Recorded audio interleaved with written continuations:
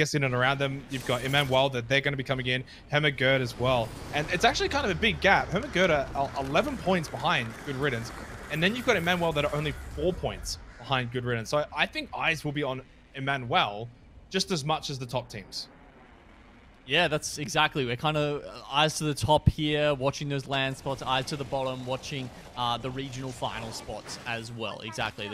We've got to do both of those things at once, essentially. That is where we're at for today's games. And as we pull into this, yep, okay, everyone's pretty well situated and spread out. We don't see any contesting.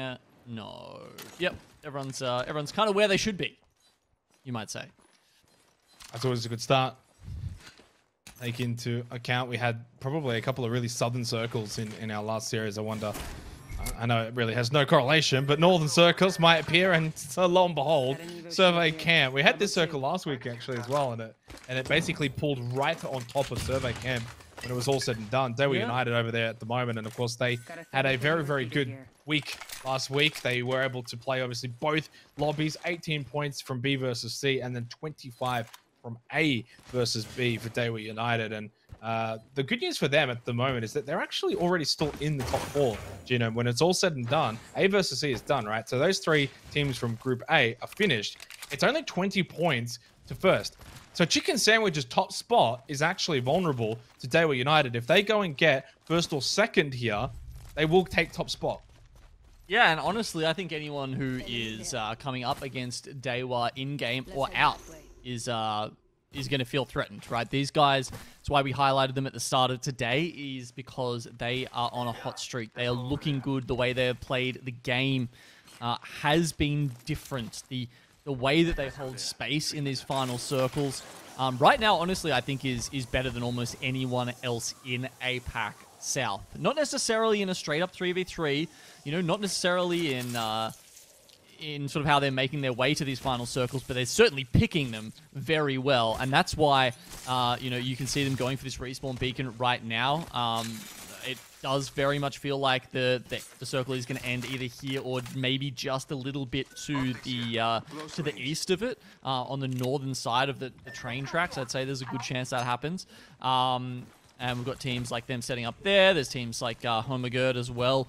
There's someone, I think they were 22nd or 23rd coming into today. They're right on the bubble of making it into that either regional finals or relegation. It could go either way for them, so they need to have a good day. And being set up in the northern tunnels right now is a good spot for them. Not going to be alone though. Homagerd, of course, one of the teams vying to get out of the bottom 8 in their location at the moment. Homagerd 23rd. They are on the bubble. Sorry, 24th. They're basically still on the bubble anyway, but right behind Emmanuel and looking to get over, you know, the likes of Good Riddance, looking to get past ADL, T4. Of course, ADL still in this lobby, same with T4. And then you got RTL, of course, as well. So basically there's Good Riddance, and then you've got 3 teams directly above them, you know, on that bubble that are also in this lobby. So it's going to take a lot of work for, you know, Hemmergerd and obviously the likes to get out of that bottom 8. Oh, well, MDY already in a fight over at Lava Siphon here. They're going up against Stinky B. Doncat and Jason, I guess that's the extra sub that Stinky B have got in for today. Don't recall seeing him on the team in previous weeks. They're trying to get young Yuling, I guess, done. Just holding the door here with a shield bat. And he's giving them a little bit of too much time, though. That's 2 shield bats they've managed to get off. They're going for the 3rd res as well. He needs to make the move. He's just creeping around, trying to find an angle on them, and doesn't grab it. And now he's up against 3. Unless his spray with the flatline is flawless, he's certainly not going to get the better of them. Yeah, not bad from Stinky B when you take into account what was obviously a horrible experience for them last week. It's a good way for them to get on the board here for day number 5. They'll be quite content to at least just sort of find a little bit of happiness, a bit of form going into today. A team that was, well, unable to find it at all last week. Having a look at Team Up, unfortunately, they've already lost Zhao Kai and they're... Oh my god, what? Team Up with a Watson? Hello? What is happening right now? Well, I mean, is it really that surprising when it's the meta? You must know more about this than I do, obviously. When it's team up, yeah. I mean, this is, you know, this is our, like, run and gun, absolutely nothing but frags. We care not for placement points team. So that's why I was like, at first I was like, oh wow, they've really made their way into survey camp really quickly. That's interesting for them. And then I had a look at their team composition and was like, oh my god, they've actually got a Watson and a Crypto on the team. Maybe the Crypto perhaps less surprising. But yeah, the fact that they're playing a defensive team comp is an entirely different team composition and look for these guys. A completely different play style. And I mean, we'll see, Xenox. They've already lost someone, so it hasn't been a good start for them, but we'll see. But I would say not necessarily playing to their strengths. Just like Dreamfire started doing so much better when they went back to their fragging playstyle, I am very surprised to see Team Op playing the Watson here. See how it does play out for them, but I mean, really, as you said, with Shakai already dead, it does not mean it's going to be an easy time for them, especially when teams will eventually get intel on that and look to probably push their position late game. But a PK who a little bit up and down so far today. They had some good finishes, especially the back end of World's Edge, and then probably a little bit quiet again on Storm Point in our earlier series. Manuel, though, a team that will be definitely focused on here in these 6 matches, on the precipice, looking to overtake Good Riddance. And I guess in some ways, a very slight advantage knowing what is required of you. I mean, that is an advantage. I'm going to be honest, it certainly is. And for Emmanuel, they know what they need to get from today. Yeah, it's true. Knowing is half the battle, they say. And knowing where the ring is shifting would certainly help you, Xenox. And lo and behold, it keeps going north. Straight on to survey camp. He had this circle. I think this one's going to be a bit further north, though. That one, yeah, it did pull onto survey camp. The way this one is heading, though, plays out quite differently if it does continue going north, and we see it go over the top of the north train tracks, like I was predicting, because it's just very different terrain. You know, you were talking about, you know, Dreamfire having to push out of the tunnel down the south, all that kind of stuff. The crane, the buildings that end up being in some of those last circles. Yeah, it's very different terrain, even though they are quite close to each other. So we'll have to see where this final circle does end up.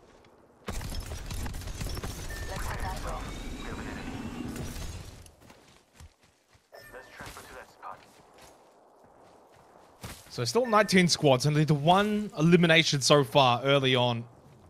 I think if we count the circle, I imagine that'll change rather soon. Asia's spawning one. Shield broken as well. And Manuel, how do they play today? Do you play safe? Do you try and play aggressive, knowing you need points? You really have it all on yourself to work for here. DNZ. They didn't have the lobby they would have liked either earlier in A versus C. Getting aggressive here. Spotting a couple on top of the train tracks. They get a bit of high ground, but not going to find it. And all they find is an EMP in their face here. So that's Ant Esports, who have been doing a lot of fighting themselves so far in the earlier series. Kentang will pop shield back to full armor. The only one that has 4 armor. Jaylun and Holiday still double blue. And taking some pot shots at 20th Guaranteed, who are posted up in the top of the epicenter tower. No beacon for them there, unfortunately, so they're just kind of chilling, waiting to see where this circle goes.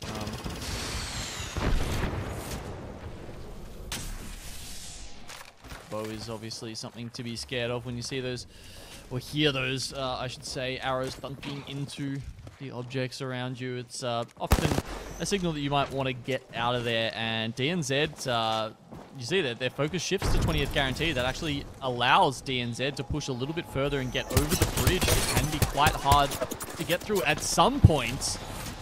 And all of a sudden, we could have a fight on our hands.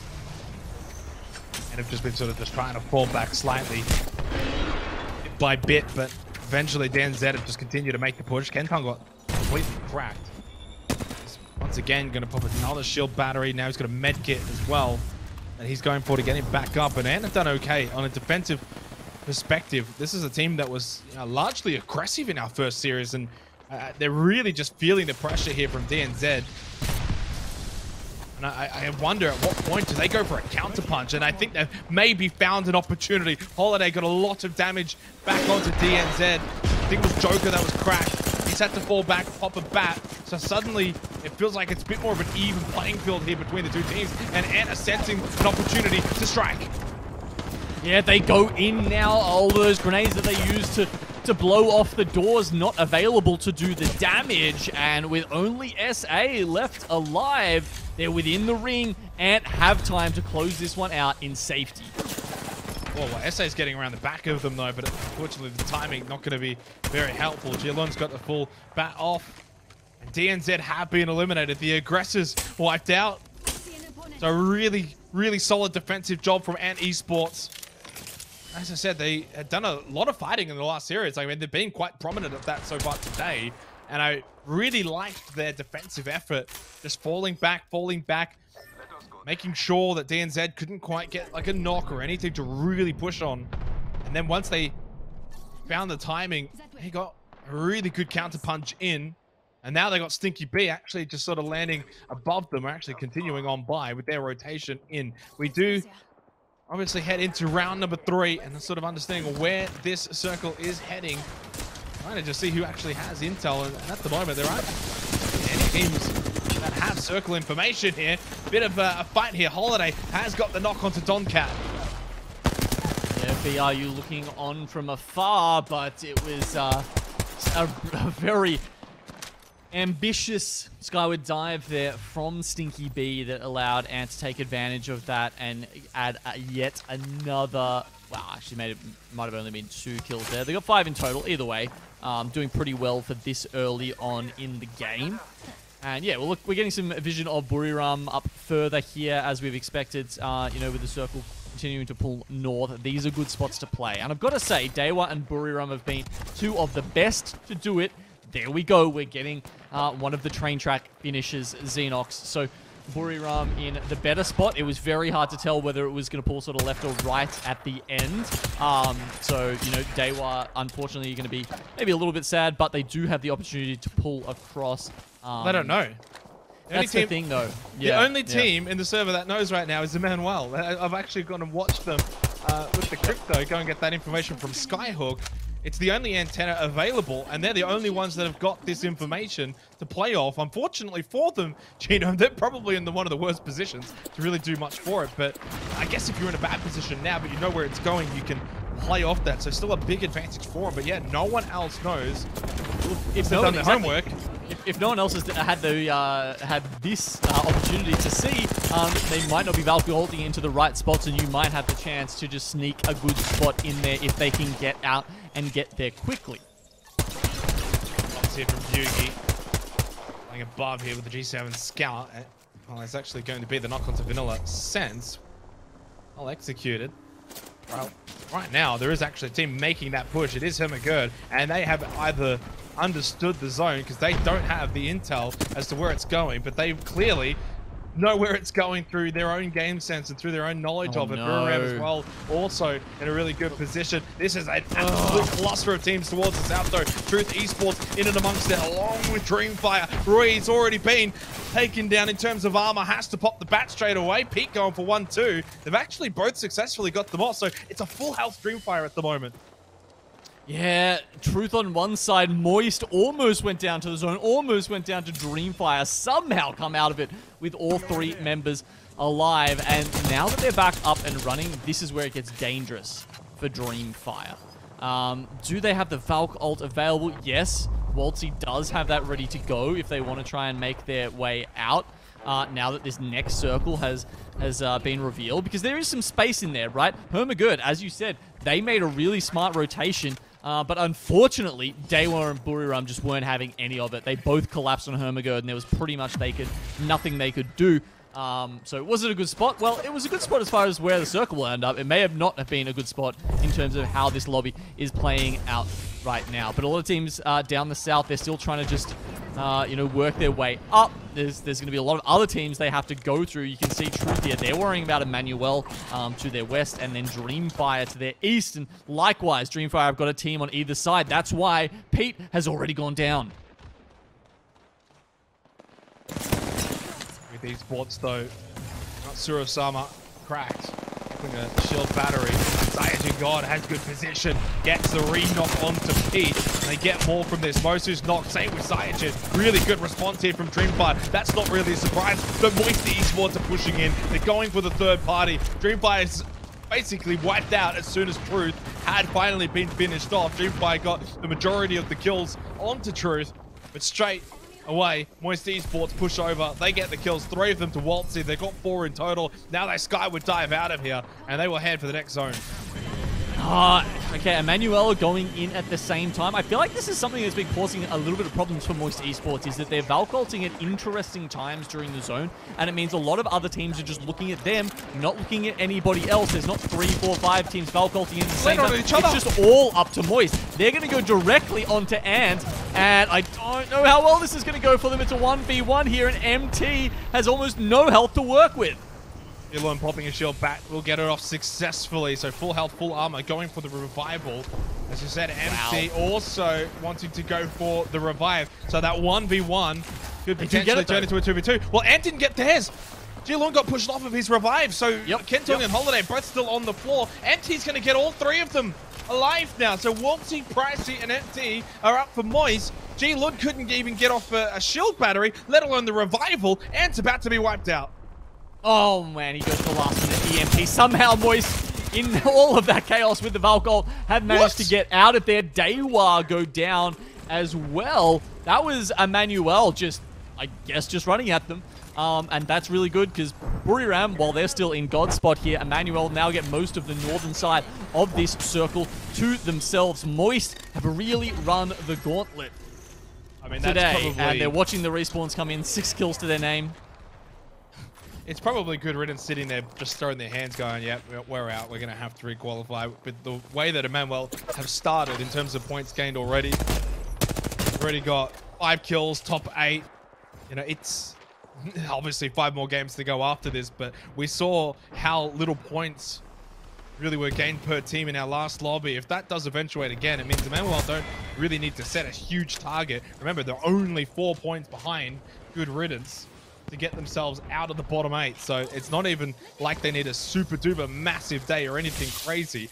Shield bat onto A-Flow. Revival here now for Team Mop. Shy back into the game. Do not have the banner of Billy though. Yeah, they were back up to a full 3 there for some time, but unfortunately they couldn't hold out their building for quite long enough to maintain that advantage. Here's Moist Esports trying to deal with Adal Wolves. ATL Wolves, whatever you want to call them, below them. So Seer Ultimate's going down. Can they add some more kills to their count? This could be a big start to the day for Moist. It's already flashed. Waltzy almost as well. And they're both knocked at the same time. Subsequently, Empty will fall. That was really quick. Rapid from ADL. Moist Esports out. Emmanuel follow as well in 5th place. They go. 4 squads remain. Legacy is not alive, so it's only the duo for ADL Wolves, but they are picking up right where they left off, Gino, when you consider their last 2 games in that last series were basically 95% of the points gained in that series. They continue on here in B versus C. This is about the easiest win you could find in a final circle for Buriram United Esports here. All 3 of them have been dominating this particular zone since we started, and they've got a single, a solo, and a duo to deal with. There you go. Both of the solos go down, and now it's just Drauga left alive. Buriram never in doubt for taking out our first game in Group B versus C. Yeah, one that, I guess towards the end, we probably anticipated how that one was going to play out. It did go towards the train tracks, it did go towards the north, it did not quite go Survey Camp, but that shift, eastern side, in the middle portion of the game, Gino, that